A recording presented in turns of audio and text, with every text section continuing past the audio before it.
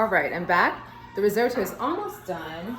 It's been cooking now for about half an hour with alternating between adding liquid, letting the liquid cook down, and then adding more liquid. So this is what it looks like right now.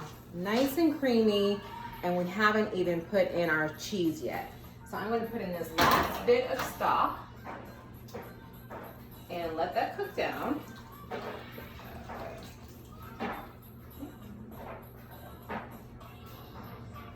Heat a little bit here. And so as it starts to cook down, I'm then going to add in the seafood because I want that to absorb some of the flavors too. So I'm going to let this cook for about 2 minutes and then add in that crab meat that we had on this side. And we are now listening to the OJs, who are from Philly, but you know, I learned something today. When I was putting together this playlist, I always thought that the OJs were from Cleveland because I associate them with Levert.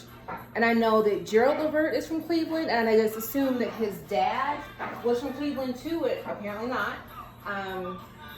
So yeah, this is For the Love of Money, which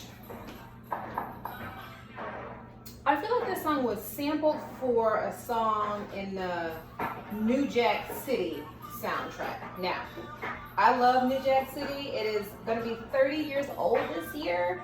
I'm only 27, so I don't even know how to remember this, but you know, that math doesn't always have to add up or make sense. But Nino Brown and who else we have? What was Ice-T was in there. Yeah, Ice-T, Wesley Snipes, Alan Payne, Christopher Williams, who was fine back then. But that was 30 years ago this year, this March, I think. But anyway, this song was sampled. I feel like it was a Queen Latifah song that might have been in, but I'll double check that and put it up in the comments. So, okay, we are now almost totally cooked out with this last bit of stock. So I'm gonna give this about 30 more seconds. And when you are cooking your risotto, you're going to want to have a little personal bowl and tasting spoon so that you can try it every couple minutes to test for its doneness. You don't want this to be overcooked and gummy, but it has a very, very, very hard center, so you certainly don't want it undercooked. It's not like pasta. You don't really want this al dente. So we're almost there. I'm going to add in my crab.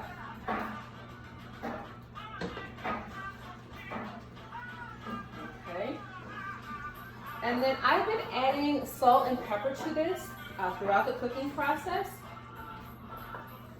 And I didn't add too much salt because we're putting the seafood in there and that has some salt in it. Plus I had already added salt and pepper to the shrimp when I was cooking them earlier. So I want to be careful with that. So now we're good. Okay. So this is almost done. Let me add in these little scallions I had just for a pop of bright green color.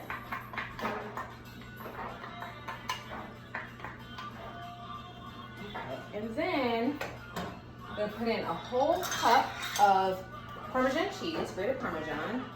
Just sprinkle that over the top. And mix that in.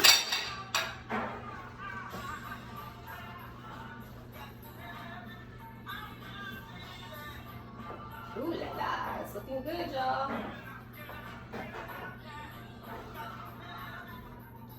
And this is really a complete meal. I mean, you would serve this with a salad to start, and a nice glass of white wine or something with some bubbles in it, and you're good to go. So, we're almost complete. Let me just stir in the shrimp from earlier. That last little bit of seafoody goodness.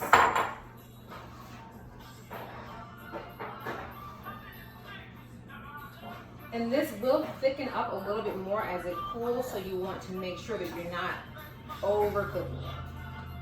Because you'll have a big congealed clump and you don't want that. You want it to have that like creamy, smooth texture.